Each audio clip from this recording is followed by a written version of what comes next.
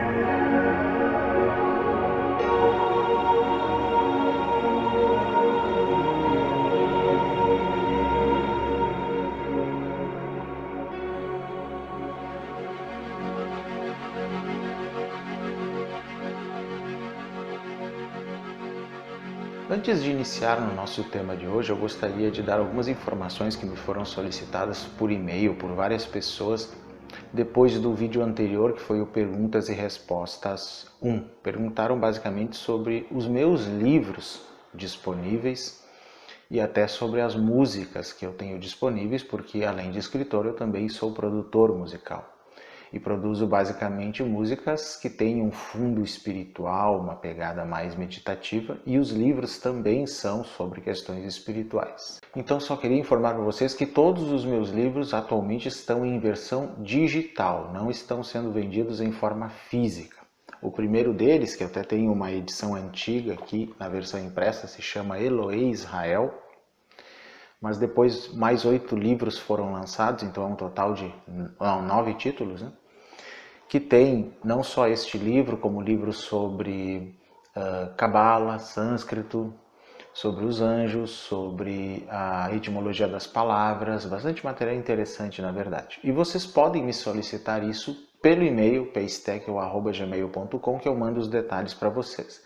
Mas também tem detalhes sobre os meus livros no meu blog, stecchioblog.blogspot.com. É só usar o sistema de busca lá e procurar livros da Stecchio ou livros que vai aparecer. No caso das músicas, eu já lancei quase 200 músicas em mais de 10 anos.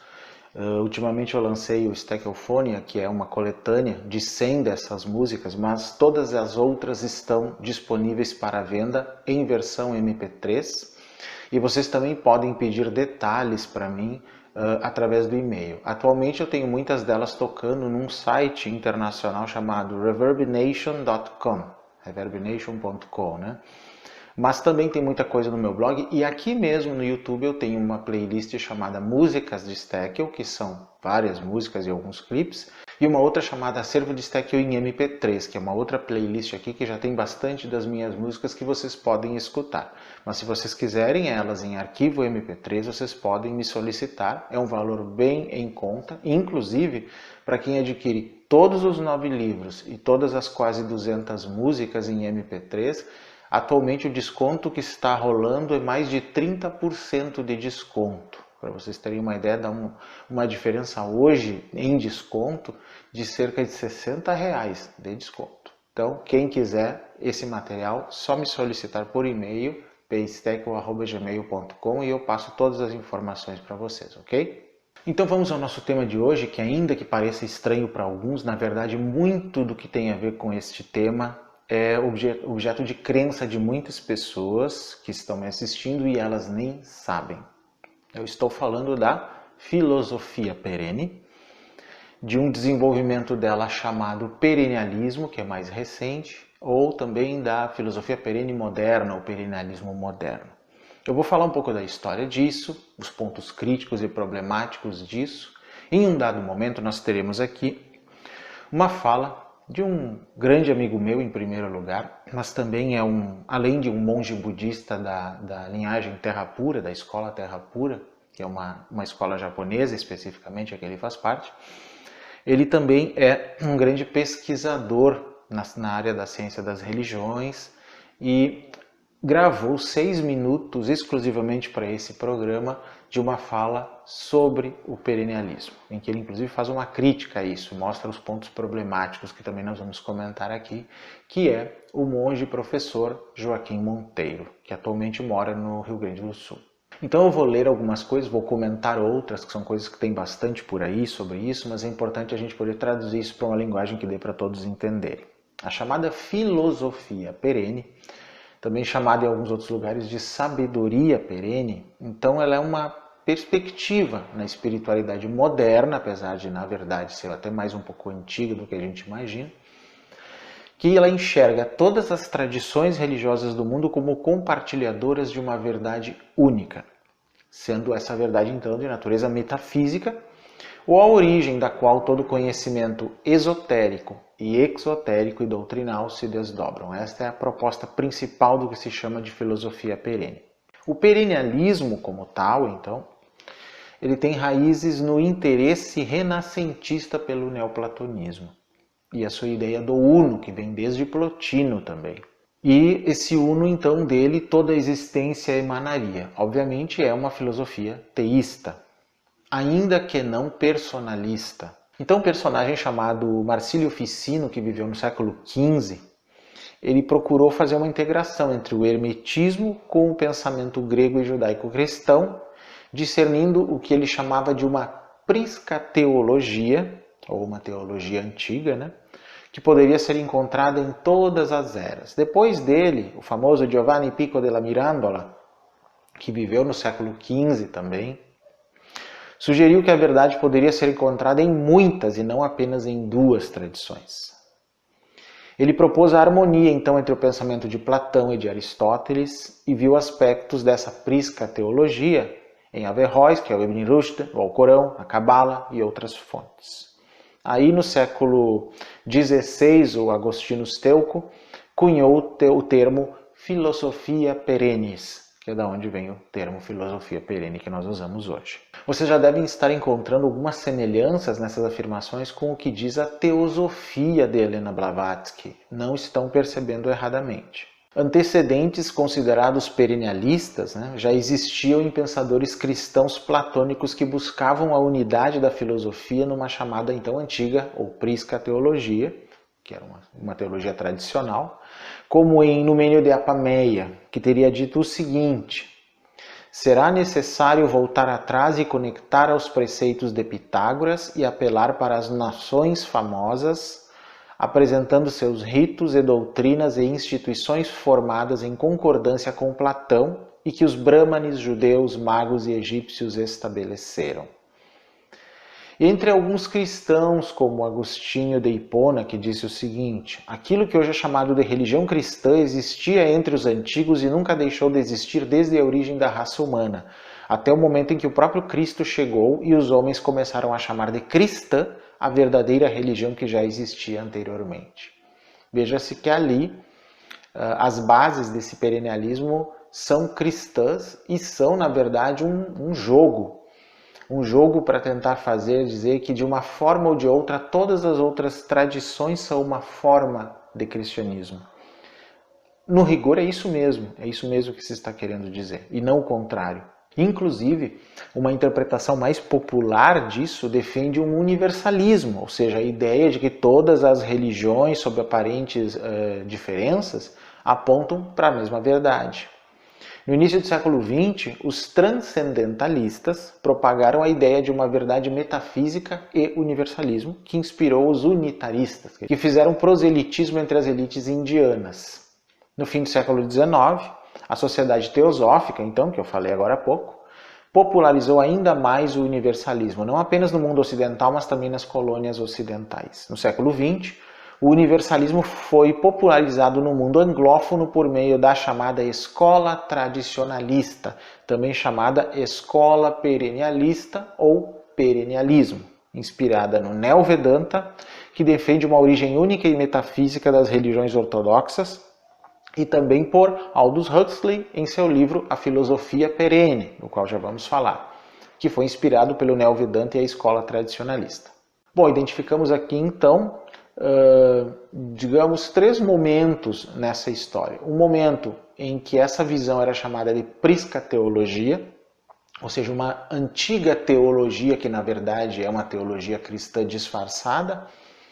Depois a visão de filosofia perennis, que se aproxima dessa ideia que nós temos hoje de filosofia perene. E então, no século XX, a chamada escola tradicionalista ou perennialista, esta sim incrivelmente conservadora, que nós já vamos ver. Aldous Huxley, do qual vamos falar daqui a pouquinho, já se inseriria no que se chama de perennialismo moderno, então eu diria uma quarta fase no processo.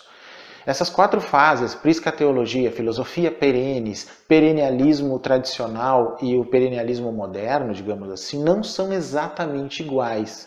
Por exemplo, o primeiro estilo, que é a priscateologia, é incrivelmente católica e cristã. A filosofia perene já começa a colocar questões orientais no processo. Aí entra a teosofia exatamente nesse ponto. O perennialismo, inclusive de René Guénon e outros, já é incrivelmente conservador, ele não aceita nada do que é moderno.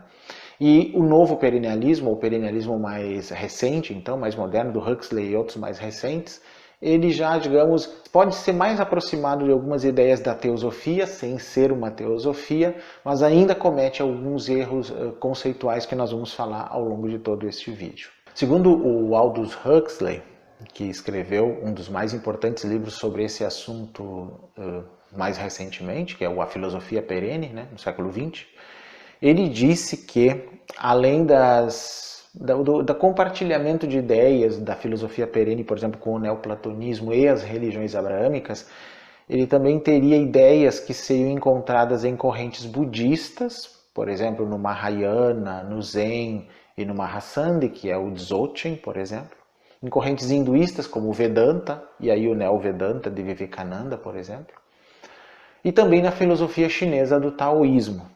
Só que isto que Huxley coloca tudo no mesmo saco de gato, se vocês lerem o livro de David Robert Loy chamado Não Dualidade, no Budismo e Além, do qual eu já falei, tem um vídeo em que eu falo sobre isso aqui no nosso canal, procurem, ele vai estar nos cards aqui, inclusive, para que vocês consigam assistir esse vídeo. Loy, no livro dele, ele contesta esses aspectos perennialistas, apesar dele falar também das visões budistas, hinduístas e até do taoísmo, quando ele fala de não dualidade, ele não tende a pensar que tudo isso faz parte de um pano de fundo comum.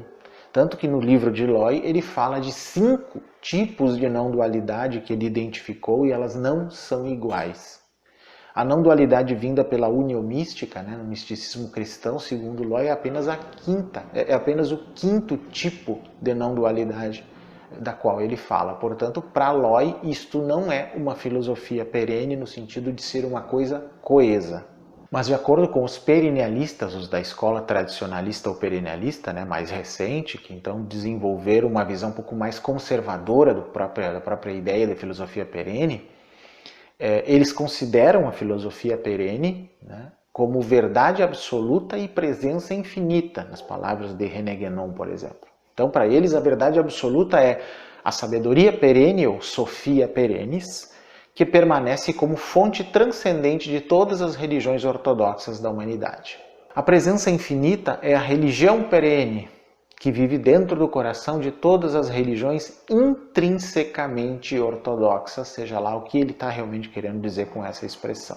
Segundo o perennialista Mateus Soares de Azevedo, a filosofia perennialista ela afirma que a verdade universal é a mesma dentro de cada uma das religiões, das tradições religiosas ortodoxas do mundo e é a base de seus conhecimentos e doutrinas religiosas. Então, cada religião mundial é uma interpretação dessa verdade universal, adaptada para atender às necessidades psicológicas, intelectuais e sociais de uma determinada cultura de um determinado período da história.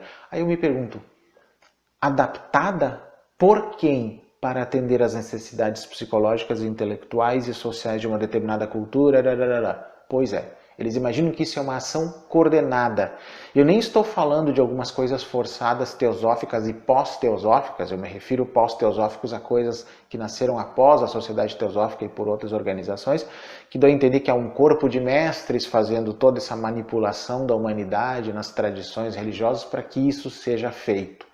Eu acharia que seria mais inteligente imaginar que esses mestres ensinariam de uma vez qual é a religião verdadeira, qual é a doutrina de uma vez verdadeira, ainda mais hoje em dia, né, do que nesse formato duvidoso. Então, segundo Soares de Azevedo, essa verdade perene, né, teria sido descoberta em cada época por místicos de todos os tipos que reviveram religiões já existentes quando caíram em platitudes vazias e cerimonialismo oco. Então, o que ele quer dizer, e muitos outros dizem, muitos outros perennialistas, que quando uma religião nova nascia, ela era uma espécie de renascimento da filosofia perene, porque a outra religião havia decaído. Essa informação ou essa afirmação não se sustenta quando nós analisamos cada religião por si mesma. Elas não são necessariamente continuidades umas das outras. Elas são influenciadas muitas vezes umas por outras, mas mais por questões culturais, sociais, até linguísticas, do que necessariamente umas influenciadas pelas outras. Por exemplo, mesmo o budismo tendo toda uma influência das antigas tradições que deram origem ao que hoje nós chamamos de hinduísmo, né, do brahmanismo, do vedismo, do período panichádico, o budismo não é hinduísmo, apesar dos indianos, né, basicamente os hinduístas, afirmarem que sim. Não, o budismo não é hinduísmo, o budismo é budismo. Então existe quase um perennialismo indiano nesse conceito de hindutva, né, que é a hinduidade, digamos assim, que tenta forçar a barra.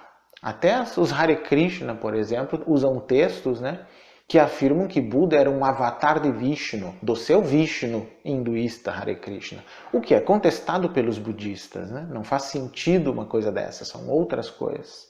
Então o fato é que cada religião é um universo, é uma Weltanschauung, como eu já falei no vídeo sobre cosmovisão, ou seja, uma visão de mundo que tem toda uma implicação. E são visões muito particulares, muito ricas, inclusive antropologicamente falando, e tentar dizer que tudo faz parte de uma mesma coisa é simplesmente atentar contra a riqueza que cada uma dessas Weltanschauung tem, cada uma dessas visões de mundo ou cosmovisões possuem. Inclusive, acho que isso enriquece a nossa busca da verdade. Percebemos a riqueza das visões de mundo diferentes entre as religiões e tradições religiosas em geral. Porque isso nos obriga a fazer um exercício mental, não só de busca de conhecimento, mas também de tolerância, né, de compreensão do outro, muito maior do que se nós nivelarmos todas as religiões e tradições como parte de uma única verdade que sempre é enviesada para um teísmo, e acharmos que é por isso que nós toleramos essas religiões. Será que nós toleraríamos então as religiões se tivéssemos que pensar exatamente nas suas diferenças e não nos pontos convergentes? Este é o grande problema a que eu sempre me refiro. Falando um pouco mais sobre Aldous Huxley, que escreveu o livro A Filosofia Perene, então ele se encaminha para o que a gente chama de um universalismo místico. Então Huxley ele propagou uma interpretação universalista das religiões do mundo, inspirada pelo Neo-Vedanta de Vivekananda, que muitos já ouviram falar, né? De acordo com Aldous Huxley, então, que popularizou a ideia de uma filosofia perene com um público maior por meio da publicação do seu livro A Filosofia Perene no ano de 1945, Huxley disse o seguinte: a filosofia perene é expressa de maneira mais sucinta na fórmula sânscrita Tat Tvam Asi, isso és tu. O Atman, ou eu eterno e imanente, é um com Brahman, o princípio absoluto de toda a existência. E a finalidade última de todo ser humano é descobrir o fato por si mesmo, descobrir quem ele realmente é. Veja, quando Huxley define praticamente toda a filosofia perene dele, ou perennialismo moderno também depois, por essa fórmula, aquilo que eu critiquei a prisca teologia de fazer, que era, digamos, dizer que todas as outras tradições eram formas diferentes do cristianismo, da teosofia, de certa forma, encaminhando para um Vedanta, Aldous Huxley vem direto para um Neo-Vedanta e então só troca a religião, que é considerada em si como o ponto do qual todas as outras saíram. Ou seja, na verdade, é uma outra forma de fazer a mesma coisa, só trocou a religião. Talvez eu pudesse tentar fazer uma filosofia perene com o budismo, então, dizendo a mesma coisa, mas isso também não se sustenta. Como eu disse, esse trecho de Huxley, do seu livro A Filosofia Perene, nada mais é do que Advaita Vedanta e Neo-Vedanta, basicamente uma religião. Uma religião tentando forçar as demais em toda a sua riqueza em cima de um conceito.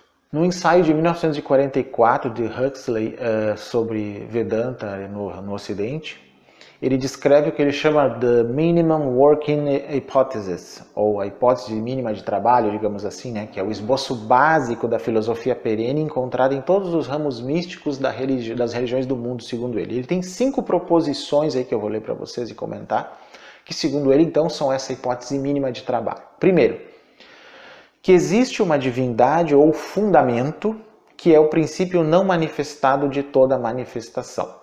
Bom, quando ele diz uma divindade ou um fundamento, são 2 palavras que não são necessariamente equivalentes. Divindade nos remete a uma forma de teísmo, mas um fundamento, né, não é necessariamente um teísmo. Quando, por exemplo, Ervin Laszlo, na sua teoria akáshica, né, o Ervin Laszlo é um teórico integral húngaro, do qual eu já falei, tem um vídeo sobre ele também, vamos colocar nos cards aqui para vocês lerem.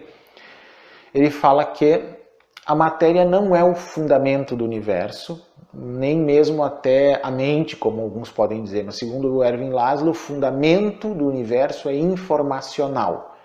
Então a natureza sistêmica informacional do universo, para Laszlo, é a origem de tudo, inclusive da consciência. Veja que quando Laszlo coloca desta forma, ele pode até ser um monista, mas não é um teísta. Neste sentido que é usado por Aldous Huxley na frase que existe uma divindade ou fundamento. Segundo princípio de Huxley aí, que o fundamento é ao mesmo tempo transcendente e imanente. Ou seja, ele é transcendente porque está além da realidade de tudo, ou seja, como se estivesse fora do universo, né? Não permearia aqui. E o imanente é o que permeia tudo. Então, um aspecto imanente é o que permeia tudo. Deus permeando tudo é basicamente o panteísmo, por exemplo. E um Deus transcendente a tudo, que vai além, que está além da realidade de tudo ou da sua própria criação, é então um Deus transcendente. Por exemplo, o Deus cristão. Por exemplo, às vezes eu vejo alguns absurdos, umas coisas assim, umas misturas sem sentido, como por exemplo, eu vejo pessoas que são praticantes de magia céltica antiga, que tem uma visão nitidamente panteísta, pelo menos arqueologicamente a gente sabe disso, mas que praticam o seu celtismo com uma visão transcendentalista do divino, ou seja, de uma divindade que na verdade estaria fora do mundo, quando para os celtas a visão era imanente. Uma vez eu falei sobre isso numa entrevista, numa televisão, em que uma pessoa, haviam dois praticantes de Wicca e magia céltica e coisas assim, e um, pelo menos, era um estudioso disso que eu estou falando. E quando a terceira pessoa, uma outra que era wicana, digamos assim, começou a misturar os aspectos de Deus imanente e de Deus transcendente, eu me virei para ele e disse, realmente é muito difícil quando as pessoas não se dão conta de que elas estão misturando o imanentismo com o transcendentalismo. E ele entendeu plenamente o que eu disse, isso é verdade. Não existe transcendentalismo dentro do celtismo verdadeiro, porque a divindade para eles é totalmente imanente, é simplesmente dispersa no mundo, ela é totalmente permeante a tudo. Então esse é um aspecto que as pessoas não entendem quando Huxley fala, que o fundamento é ao mesmo tempo transcendente e imanente. Aqui nós já temos uma dificuldade, como nós vamos entender as 2 coisas ao mesmo tempo? O imanente vocês entenderam, né? Permeia tudo. O transcendente está além de tudo, ou seja, ele não está misturado, permeando tudo. Como pode ser uma divindade ou até um fundamento as 2 coisas ao mesmo tempo? É uma problemática grande, por exemplo, na filosofia Mahayana budista, no Alto Mahayana, como a gente diz, isso é considerado ilógico, não é visto desta forma. Terceiro ponto, que é possível que os seres humanos amem, conheçam e se tornem efetivamente identificados com o fundamento. Bom, essa identificação, essa conexão que aparece nas tradições abraâmicas, aparece na Cabala como Kavaná também, que é o aderir ao divino, é um aspecto de algo que está fora de mim. Esse é o aspecto transcendentalista da coisa, né? 4. Que alcançar esse conhecimento unitivo para realizar essa identidade suprema é o objetivo final e propósito da existência humana. Bom, esse conhecimento unitivo a gente vê no Advaita Vedanta, a gente vê na Gnose, a gente vê em várias outras tradições um aspecto unitivo com uma divindade. Mas aqui a principal origem dessa visão dele é tanto a união mística cristã quanto o Advaita Vedanta. E 5º ponto, que existe uma lei ou dharma que deve ser obedecida, um caminho que deve ser seguido para que os homens alcancem sua finalidade última. Essa história de uma lei ou dharma que deve ser obedecido não é nada budista. Não existe desta forma a noção de dharma, não de ser obedecido como se fosse uma lei ou depois vindo disso um castigo. O próprio budismo não explica dharma desta forma, então eu diria que há uma percepção equivocada desse termo nessa visão de Aldous Huxley e que influencia toda a filosofia perene moderna. Então, trocando em miúdos, o universalismo místico, que é um tipo de filosofia perene, né, que foi basicamente definido por Huxley, proporia o seguinte, eu fiz um resuminho aqui. Existe um fundamento divino, que nós em geral chamamos de Deus, não manifesto, que corresponde ao Deus impessoal, não o cristão, mas mais próximo do Advaita, imanente, permeando tudo, e transcendente, além da realidade de tudo, com o qual podemos nos identificar, que é o outro amado, como a realização final ou propósito da existência, desde que se siga a ordem ou lei natural estabelecida pelo fundamento para tal. Além do tal misticismo, né, universalismo místico de Aldous Huxley, a gente também chamaria de uma psicologia perene, que é a que vem por Ken Wilber, que é o criador da teoria integral. Esse autor ele tem um pensamento um pouco diferente do de Huxley sobre o tema, né, mas ainda é considerado um perennialista.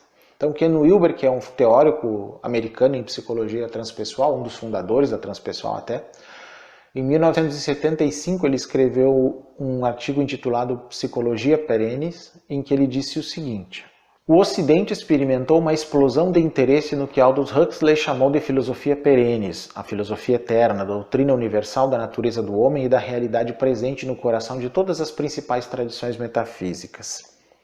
O que é menos conhecido, no entanto, é que existe paralelamente à filosofia eterna ou perene, o que eu gostaria de chamar de psicologia perene, isto é, uma visão universal da natureza da consciência humana.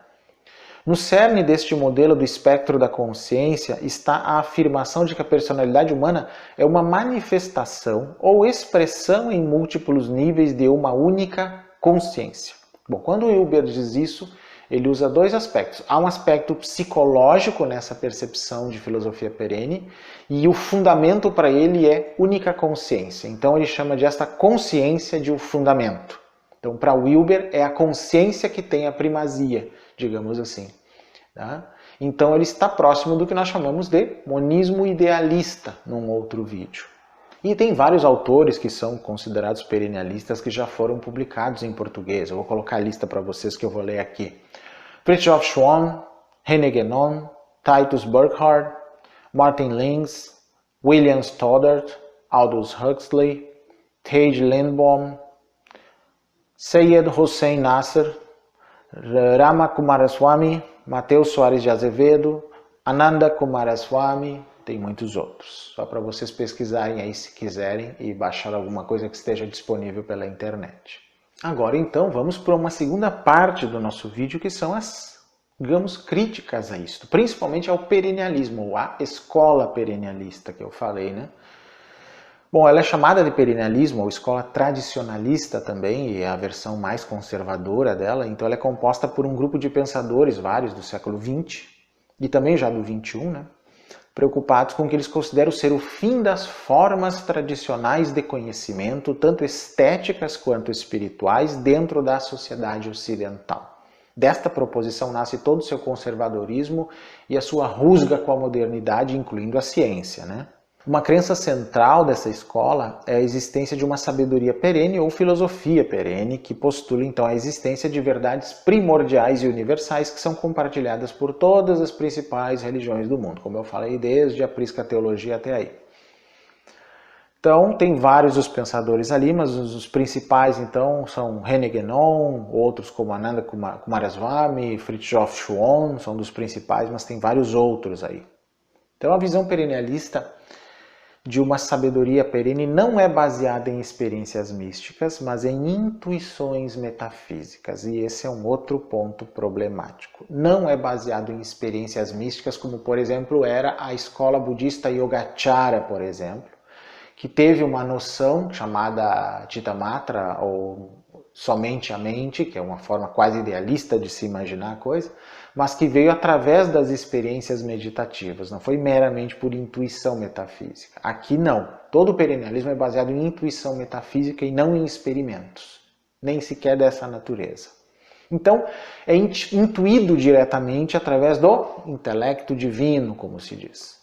Esse intelecto divino é diferente da razão e torna possível discernir a unidade sagrada da realidade que é atestada em todas as expressões esotéricas autênticas da tradição, nas palavras do próprio Guénon. A presença da divindade dentro de cada humano esperando para ser descoberto também. E ainda de acordo, com as palavras do Fritjof Schuon, por exemplo, a chave para a Sofia eterna é a pura intelecção, ou em outras palavras, o discernimento metafísico.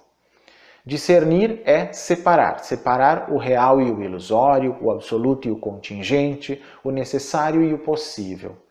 Atma e Maya, o acompanhamento do discernimento por meio de complemento e operacional. É a concentração que une. Isso significa tornar-se plenamente consciente do ponto de partida do Maya humano, do Atma, que é absoluto e infinito. Essa ideia de real e ilusório como, digamos, separar o real do ilusório é o oposto à noção budista de o relativo e o absoluto, das duas verdades que se chamam, porque na visão do Mahayana essas duas verdades não se devem separar, mas se complementar. Elas não existem de forma independente uma da outra. Então é uma visão oposta a esta da filosofia perene. Então, na verdade, existe a visão absoluta que só os seres iluminados então atingiriam, e uma visão contingente, que seria a chamada verdade relativa.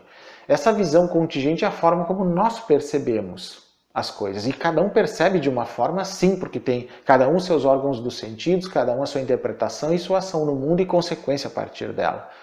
Mas na visão budista, que inclusive a partir da meditação se pede, ou se busca, digamos assim, com a prática, que num dado momento se percebe como tudo opera, ou se percebe o aspecto do sistema operando, como todo sistema opera. E sistema inclui o modo absoluto das coisas, as coisas tais quais elas são, tal qual é, e a sua operacionalidade nos indivíduos, seu aspecto relativo. Então esse aspecto operacional é o conjunto que é percebido por grandes meditadores. Só pela intelecção isso não é possível, porque falta ali a experimentação, que é o que nós vemos, inclusive em muitos que aderem a ideias da filosofia perene e que só falam porque leram no livro, mas não praticaram absolutamente nada. Um autor chamado Shipley, ele observa inclusive que a escola tradicionalista é orientada para tradições ortodoxas e rejeita o sincretismo moderno e o universalismo. Então essas escolas mais radicais, elas nem são universalistas. Eles não gostam desse universalismo atual que cria novas religiões, das religiões mais antigas e compromete as tradições permanentes. Fica evidente então que há uma incompatibilidade entre as visões como a de Aldous Huxley e até de Ken Wilber, que tendem mais para um universalismo de alguma forma, seja um universalismo místico ou uma psicologia perene, e a visão mais perennialista da época de Guénon, por exemplo, que influencia todos os que vêm depois dele, que são mais um conservadorismo. Então, dentro da mesma coisa chamada filosofia perene, existem visões distintas. Então, de acordo com esses perennialistas, os da escola tradicionalista, essa verdade teria sido perdida no mundo moderno através do surgimento de novas filosofias seculares decorrentes do iluminismo, e a própria modernidade para eles é considerada como uma espécie de anomalia na história da humanidade. Então essa abordagem ela é vista como uma espécie de nostalgia pelo passado justificada. Como diz o próprio Guénon, tradicionalismo, como esoterismo, não tem nada pejorativo sobre isso em si. Se reconhecer o que é verdadeiro e justo é nostalgia do passado, é claramente um crime ou uma desgraça não sentir nostalgia. Então eles insistem na necessidade de filiação a uma das tradições normais ou grandes religiões antigas do mundo, que também é algo sugerido pela sociedade teosófica, Eu posso dizer isso porque eu já fui membro da sociedade teosófica, eu sei como funciona. Então se exorta que as pessoas façam parte de alguma das religiões formais do mundo.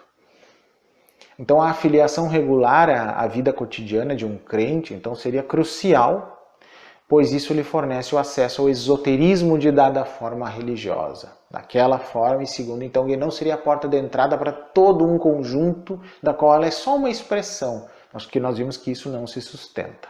Esse personagem de quem eu falei, René Guénon, que viveu entre 1886 e morreu em 1951, então ele teve várias fases na vida dele, mas ele começou pelo sufismo, né? Foi atraído pelo sufismo já muito jovem, né?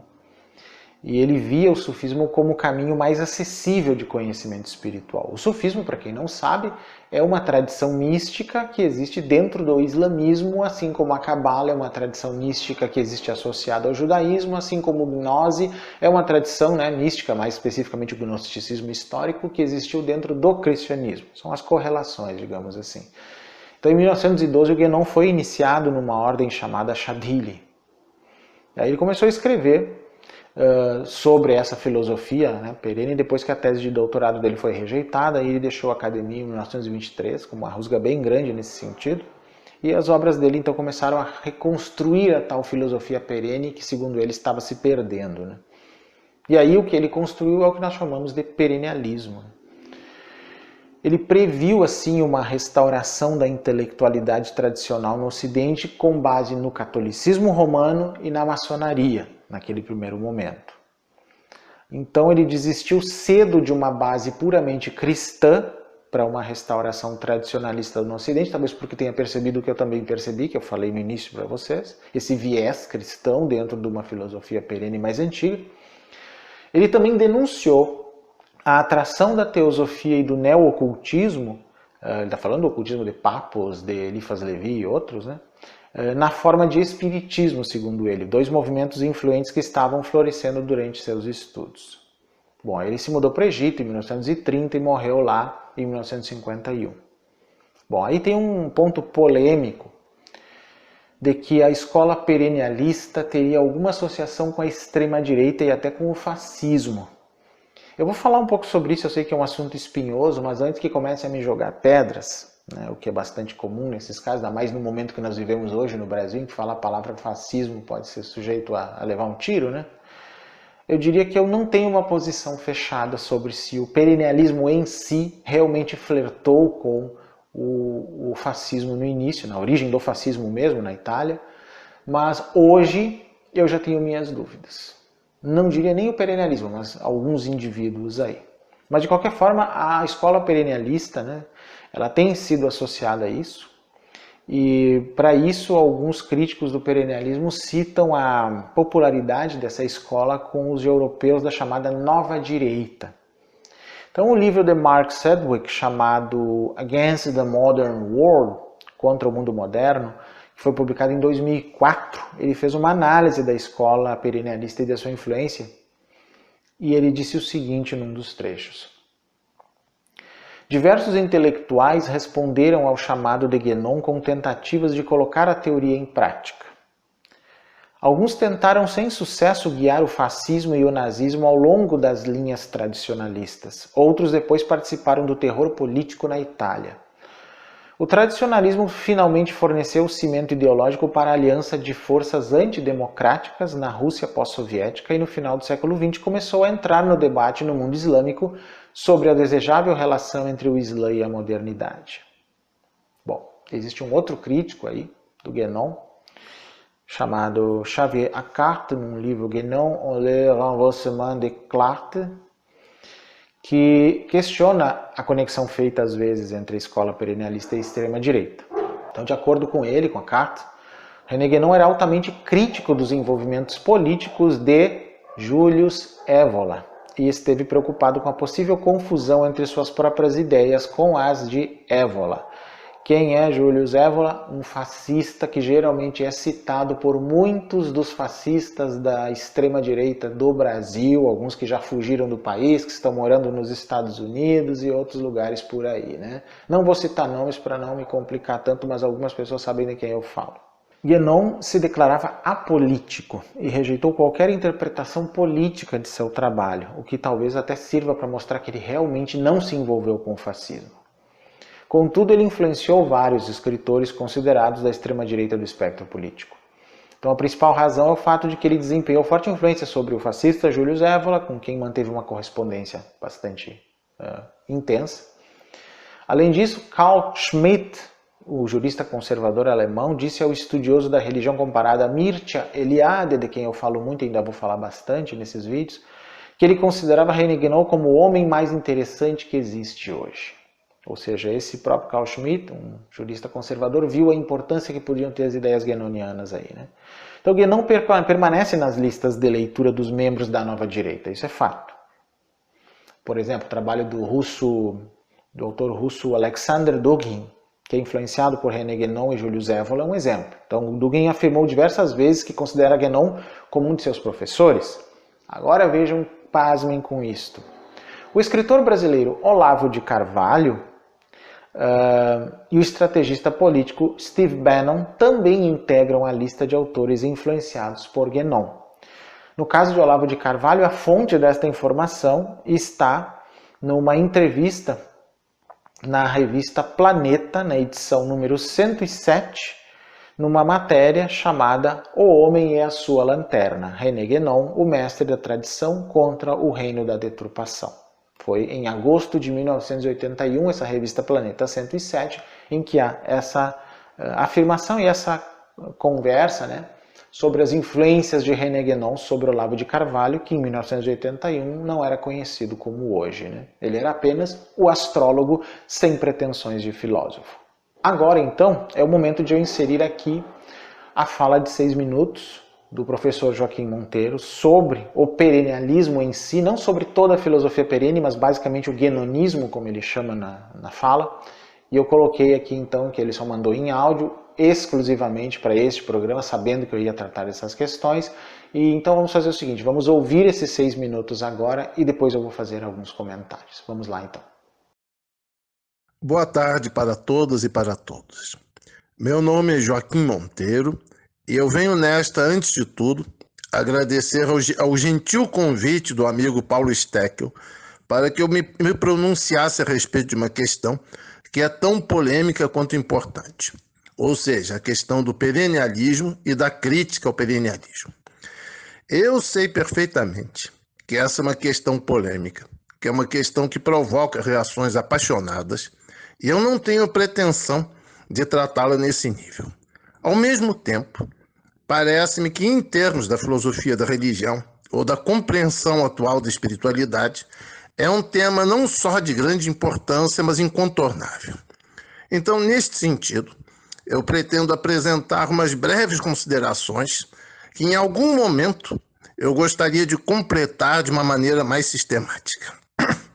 Bom, nós entendemos por perennialismo basicamente uma teoria que pressupõe que existe, primeiro, uma realidade inefável e que esta realidade ela se expressa de diferentes formas nas diversas expressões culturais ou nas diversas expressões religiosas. Em alguns meios, o perennialismo é visto como uma premissa quase que autoevidente, mas geralmente nas discussões a respeito do perennialismo não se leva em consideração uma série de pontos, de dificuldades, por assim dizer, teóricas. Hoje eu vou me referir a apenas 2 dessas dificuldades. A primeira é aquilo que na filosofia da religião nós podemos chamar do contraste ou do confronto entre as diversas asserções lógicas de verdade nas diferentes tradições. Bom, parece-me extremamente problemático reduzir as asserções lógicas de verdade a pura e simplesmente algumas variações culturais contingentes, quer dizer, de um absoluto inefável. E eu posso dar um exemplo bastante claro aqui, a partir da perspectiva da tradição budista. Se nós analisamos, por exemplo, as palavras iniciais do 9º e último capítulo do Abhidharmakosha de Vasubandhu, Vasubandhu coloca claramente que a crença, que a convicção na existência do Atman é alguma coisa que nos prende à roda do Sansara e que o Atman, na medida em que ele não pode ser demonstrado, nem pela percepção, nem pela inferência, ele é essencialmente um discernimento equivocado, uma crença equivocada. Nesse sentido, as asserções de verdade a que Vasubandhu se refere, elas não são de forma alguma uma variante, quer dizer, de um absoluto inefável. Elas têm um conteúdo que deve ser entendido de uma forma perfeitamente literal, colocando, quer dizer, que qualquer concepção do Atman é um obstáculo à realização dos objetivos soteriológicos do budismo. Bom, eu posso apresentar farta evidência a partir de outras literaturas, mas existe aqui um segundo ponto, que seria a questão das asserções éticas de verdade. Bom, dentro da perspectiva do budismo, conforme expressa o Abhidharmakosha de Vasubandhu, existe uma relação essencial entre as nossas convicções lógicas, por exemplo, no caso, a convicção na existência ou na inexistência do Atman, e a maneira como nós desenvolvemos os nossos argumentos éticos. Bom, nesse sentido, dentro da perspectiva estrita que é defendida por Vasubandhu, qualquer convicção no Atman, ela tende a criar obstáculos como o ódio, como a cobiça, fatores que são presentes na continuidade do samsara, e isso apresenta uma perspectiva ética que, na sua própria essência, é incompatível com a perspectiva ética de outras religiões ou de outras filosofias da Índia. Bom, eu sei perfeitamente que esse é um assunto que provoca comentários apaixonados. Eu não pretendo esgotar esse assunto em uma breve interlocução. Eu só tenho aqui a pretensão de apresentar os pontos básicos, ou seja, a necessidade existente na filosofia da religião de confrontar as diversas asserções de verdade lógicas e as diversas asserções de verdade éticas.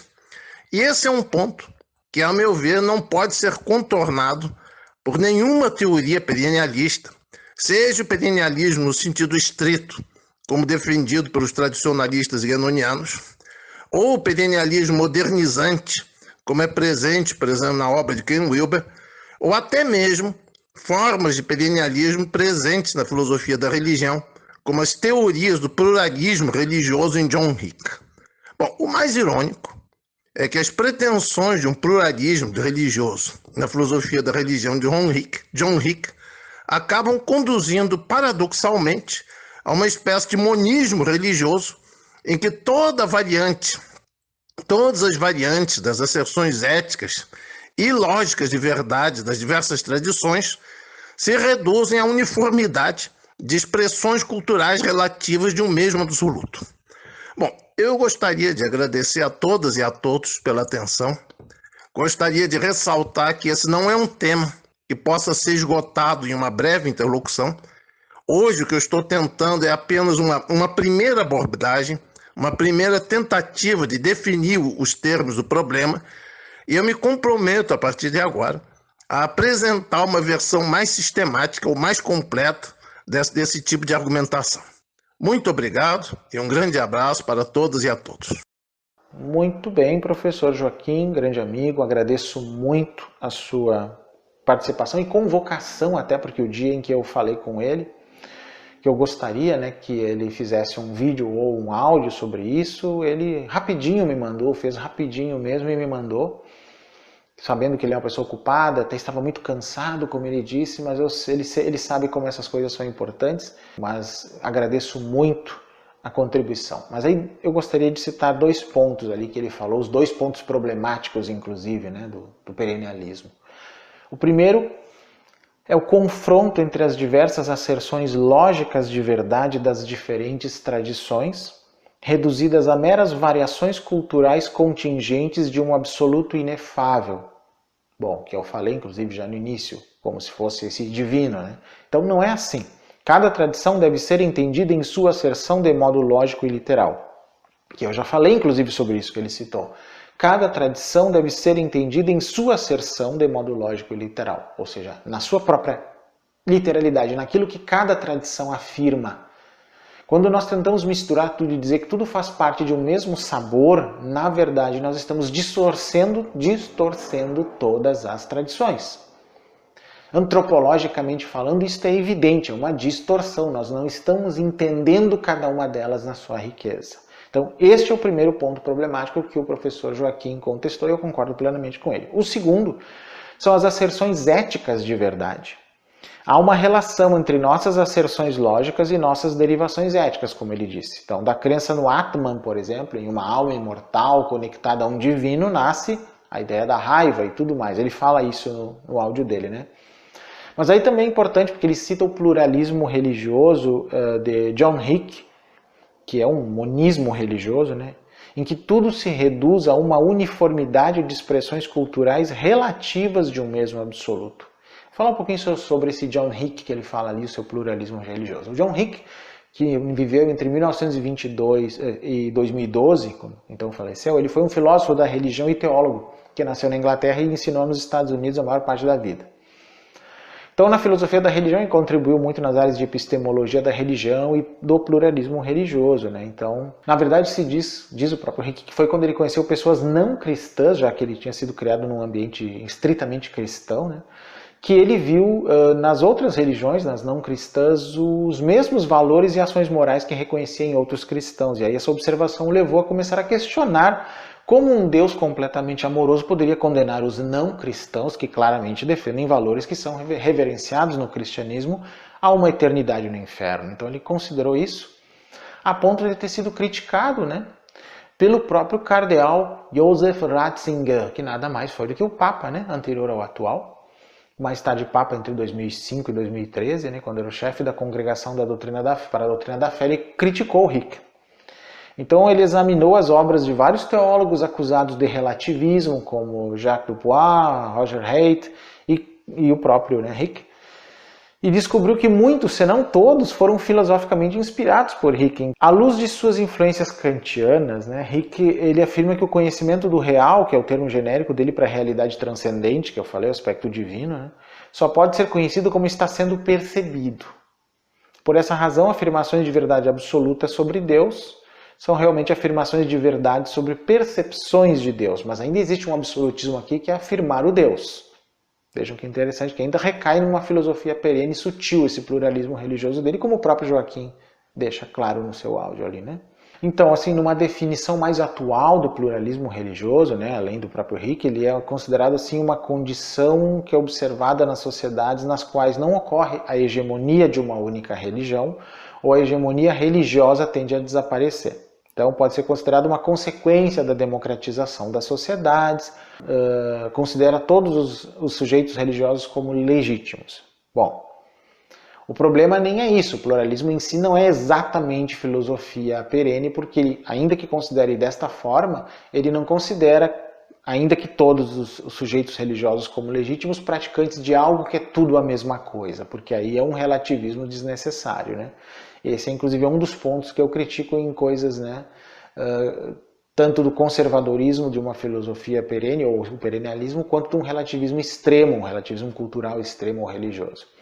Então, é um problema tanto considerar que tudo tem como base um mesmo fundamento idealista do qual todas as outras tradições nascem, quanto dizer que todas as tradições são praticamente a mesma coisa e no final qualquer uma delas serve, como se elas tivessem o mesmo valor epistemológico até, né? Como se a interpretação delas fosse o que menos importasse. Quando para as religiões e para os seus praticantes aquilo que elas afirmam é importante. Isso não se pode negar. E independente de que é verdadeira ou não, mas além de serem importantes, elas interferem na nossa sociedade. Interferem inclusive na vida de pessoas que não são praticantes daquela forma. A gente vê isso nos fundamentalismos religiosos no mundo inteiro que tentam, por exemplo, barrar leis pelos direitos humanos, pelo direito das mulheres, por direitos étnicos. E ao longo da história, ainda hoje, vimos no Brasil essas coisas ultimamente, né? Então as duas coisas são problemáticas. Um conservadorismo e uma espécie de relativismo que não dá valor a nada. Existe um valor intrínseco nas tradições espirituais, esse valor está dentro, por isso é intrínseco, né? E existe também uma questão que é importante se manter dentro do laicismo dos estados, que é a liberdade para a prática de tudo isso, porém sem que isso interfira na vida de quem não pratica isso. Nesse sentido, até é importante a gente fazer uma diferença entre universalismo e universalidade. Então, embora se refiram ao mesmo objeto, né, aquilo que é ou se quer tomar como universal, deve ficar claro o seguinte: enquanto universalismo é processo, universalidade é estado ou qualidade. Universalismo é, pois, o processo de busca da universalidade, como se entenda isso, né? Então, em filosofia, o universalismo é a ideia de que coisas e fatos universais podem ser descobertos e, portanto, é entendido como em oposição ao relativismo. E as duas coisas aparecem nessas noções de filosofia perene, se misturando e se contradizendo. Por exemplo, alguns que defendem o hinduísmo como uma estrutura filosófica, espiritual, religiosa que abrange o universalismo, dão uma ideia de que existe a partir do Advaita Vedanta de Shankara, né, que é bastante praticado hoje em dia, até como Neo-Vedanta também, um universalismo hinduísta que teria se popularizado no século XX, tanto na Índia como no Ocidente, por Vivekananda e Radhakrishna, e a veneração por todas as outras religiões na Índia teria sido articulada por Gandhi. Então, de Vivekananda vem uma noção de universalismo hinduísta, que é uma forma de filosofia perene, só que não de base cristã, de base hinduísta. Mas aí a veneração por todas as outras religiões foi articulada por Gandhi, que é um elemento então bem próximo dos diálogos interreligiosos. Mas vamos ver nas palavras do próprio Gandhi aqui se isso é diferente do que eu falei antes. Após demorado estudo e experiência, eu cheguei à conclusão, palavras de Gandhi, de que 1. Todas as religiões são verdadeiras. Um relativismo que eu critiquei. Como todas podem ser verdadeiras? É aquela história. Tem o mesmo fundamento? Não, elas não têm todas o mesmo fundamento. Então não tem como ser todas verdadeiras. É possível até que todas sejam falsas, né? Não quer dizer que só temos essas duas opções. Ou todas são verdadeiras, ou todas são falsas, ou uma é verdadeira e as outras são falsas. Não necessariamente. 2. Todas as religiões têm algum erro. Concordo, alguns, né? Muitos erros, muitas vezes. Inclusive erros conceituais. 3. Todas as religiões são quase tão boas quanto o meu próprio hinduísmo, na medida em que todos os seres humanos deveriam ser como parentes próximos. Bom, ele está falando mais da ética do que da religião. E a ética não depende da religião para existir. Por exemplo, toda a ética envolvida na política social no planeta, toda a ética que embasa políticas ambientais, políticas de direitos humanos, não são éticas religiosas, são éticas humanistas, inclusive, não tem a ver com religião. Então, a única base que talvez una todas as religiões, aliás, isso é uma afirmação do próprio Dalai Lama, é a base ética. O próprio Dalai Lama concorda comigo, portanto, de que não é a base religiosa que une as religiões, ou que torna possível um fundo comum, mas é a ética. Então, não seria um fundamento, seja Deus, seja a mente, seja a consciência, seja a informação, não é esse fundamento a base de todas as religiões, mas a ética deveria ser a base. Isso é outro discurso que é bem diferente de filosofia perene e mais diferente ainda de perennialismo. Continuando Gandhi, minha própria veneração por outras fés é a mesma que minha própria fé, portanto nenhum pensamento de conversão é possível. Bom, deixo para vocês a avaliação desse trecho de Gandhi. Bom, isso na verdade foi só uma introdução a esta noção de filosofia perene, que é uma noção bastante complexa, né, e que se contradiz um pouco com a noção de pensamento integral e pensamento sistêmico, principalmente. Nós vamos falar mais sobre isso em vídeos futuros, sobre essas questões do fundamento da realidade, até já falamos em alguns vídeos, né, mas era necessário colocar esse tema da filosofia perene de um modo crítico para que a gente pudesse, né, vir a entender vídeos futuros em que eu vou falar sobre isso. Espero que vocês tenham entendido. Eu sei que é um tema um pouco complexo, porque entra muito em questões religiosas e filosóficas, mas espero que dê uma pequena ideia para vocês. Em último caso, vocês podem pesquisar pela internet, tem bastante material sobre filosofia perene, perennialismo, universalismo, todos esses temas básicos, relativismo e os autores que eu citei também na internet. Espero que tenham gostado e na próxima semana nós voltamos então com algum assunto muito interessante para vocês. Aliás, gostaria de saber se vocês gostaram da abertura nova que eu fiz e que começou o nosso vídeo aqui. Tá? Ela vai aparecer agora um pedacinho no encerramento. Então, até a próxima semana.